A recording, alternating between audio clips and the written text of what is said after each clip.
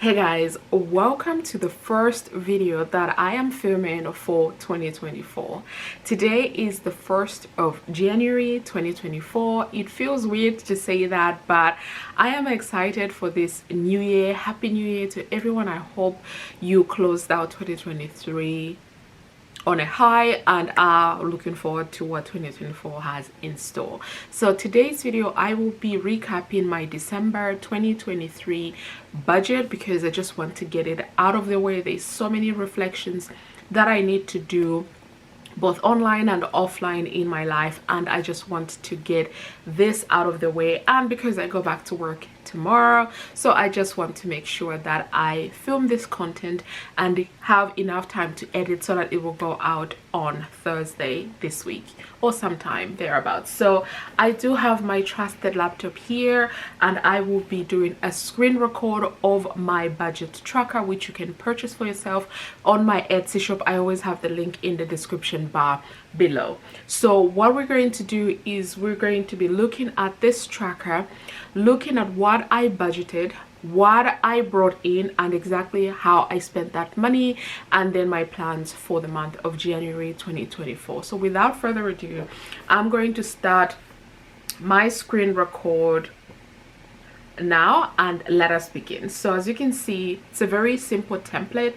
We are recapping December 2023.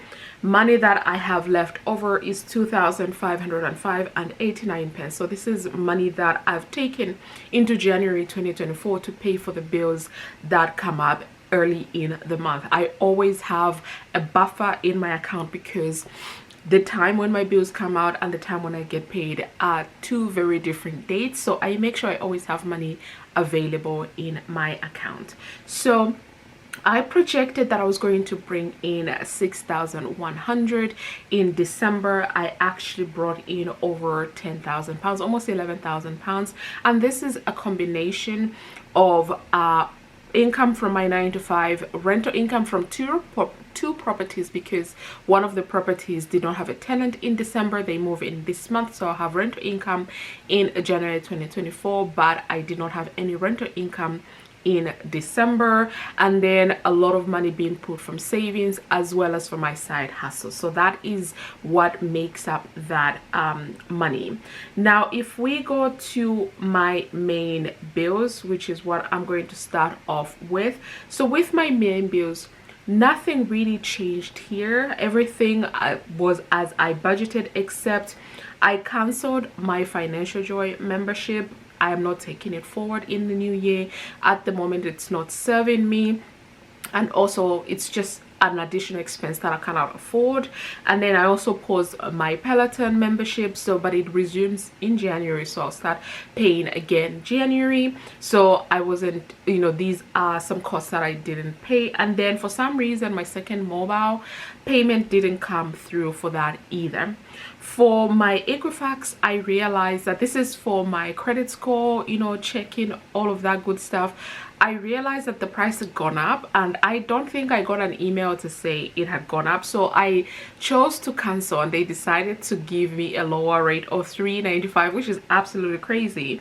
So for January, you still see it there, but it will be not $14.95 because normally it's $10.95, and I budgeted 11 pounds, but for some reason December was $14.95 and we were not having that. So this is why it pays to review your subscriptions, and I did a video last year about my subscriptions.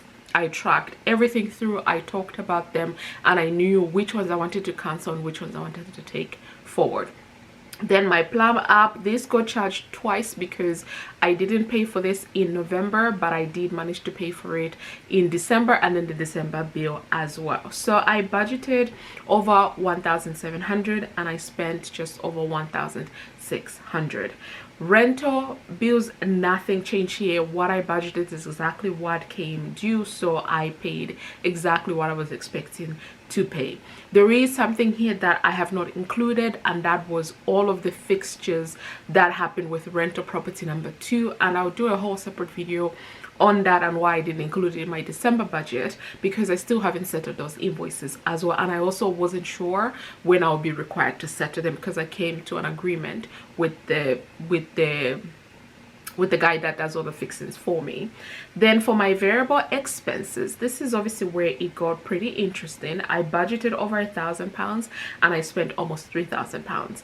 And this, you can see where all of this came from. Everything in red I overspent. So I went a little bit over on gifts, and I didn't even budget anything for gifts because I bought all my Christmas presents in November, sorry. So I thought, but then December came around and there was still more people to buy for, so I went over budget. My business, this went over budget for a number of reasons, but that is okay because I was investing in my business. Christmas, again, Christmas expenses just came from nowhere, so yeah, there we are. And then I traveled in the month of December and I under budgeted myself and I ended up spending more. And also this also includes some of the money for trips that I booked for next month. So I'm going on a girls trip next month and in March, so I paid for that trip early. One thing that I was happy about is that my tithe and giving, I budgeted about £200 and I was able to tithe and give double that, which made me really happy. And then I definitely went over budget. I actually spent a lot more than that, but I also used my points with Nectar and all of that, so this is why it's only 275, because this would have easily been £300. But yeah, so this is where it all went with when it comes to my variable expenses. So not surprising, but so many lessons that could be learned here. Then if I go to my savings and my investments here, I'm happy to see that I budgeted 400 and I actually sent over 900 and almost £960, which is great. I did exactly what I thought I was going to do, so this made me really happy. I am happy with the progress that I made with my savings and my investments. And then for my debt, this is also another proud moment because I was able to send a little bit more towards my debt, which brought my debt quite low. I'm happy to start 2024 on a clean slate, an even better slate I should say, because I still have the debt, but I just was able to send a little bit more than I had initially budgeted, which is absolutely great. My camera has been flashing for a minute, so this video is going to end like this because there isn't really a lot that I want to share here. But as you can see, I sent 15% towards my main bills, 16% towards my rental bills, 26% to variable expenses, 9% savings and investments, and 11% towards my debt. So that's 77% overall of my expenditure. But then, like I said, the leftover money is what I then use towards my January 2024 bills. But you guys, that is it. That's my budget. That's where my money went. Christmas for sure I went over than I normally do. The food as well, I was hosting at my home, so definitely spent a lot more than I normally do, but that is okay. I'm happy with how December went. I got to spend a lot of time with my family, so that made me really happy. So yeah, I'm very excited for 2024. I hope you enjoyed this video. If you did, please give it thumbs up, subscribe if you haven't already, and I'll see you guys in my next video.